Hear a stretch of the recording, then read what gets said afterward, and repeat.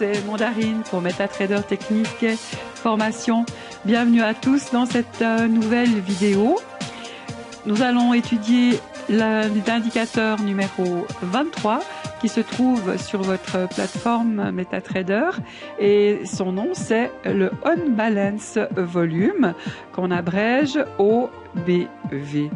Cet indicateur qui a été développé par Monsieur Joe Granville en 1976 a été introduit dans son livre Granville's New Key to Stock Market Profits, mesure la pression d'achat et de vente et consiste simplement à faire le cumul des volumes en fonction du cours de clôture par rapport au cours d'ouverture. Si le cours de clôture est plus haut que le cours d'ouverture, les volumes de la séance sont ajoutés à l'OBV précédent.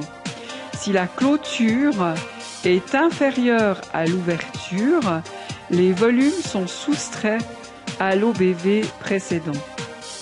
Donc c'est un indicateur qui est efficace pour déceler les phases d'accumulation et de distribution.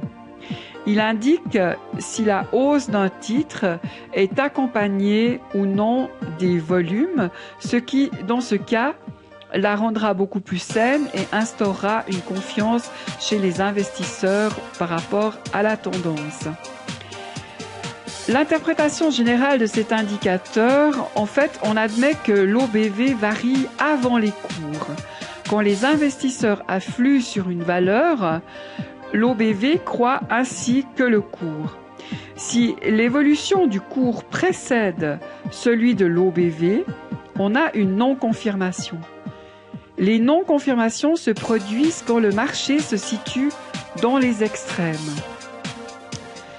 L'On Balance Volume est en hausse quand chaque nouveau plus haut est supérieur au précédent et que chaque nouveau plus bas est supérieur au plus bas précédent. Plus haut, plus haut, plus haut. Chaque fois que les plus bas sont plus hauts que les précédents, ça nous donne une augmentation de l'OBV.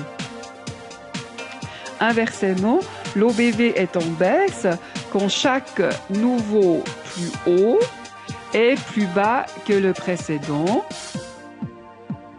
et que chaque nouveau plus bas est supérieur au plus bas précédent. Inversement, l'OBV est en baisse quand chaque nouveau plus haut est inférieur au plus haut précédent et que chaque nouveau plus bas est inférieur au plus bas précédent.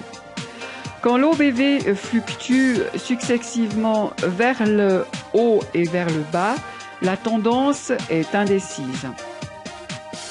Quand une tendance, comme par exemple, quand l'OBV fluctue successivement vers le haut, vers le bas, vers le haut, vers le bas, c'est que la tendance, elle est indécise. Si une tendance haussière est cassée, comme par exemple ici, par une tendance indécise de courte durée, la tendance indécise peut être ignorée. Par exemple, dans ce cas, la tendance haussière est coupée à ce niveau et si on regarde l'OBV, il fait des en bas, en haut très court, mais on peut quand même prendre ici puisque on a eu une cassure. Je vous ai tout dit sur cet indicateur. Je vous remercie de votre attention. Je vous souhaite une excellente soirée, une excellente journée et je vous dis à bientôt pour une nouvelle vidéo.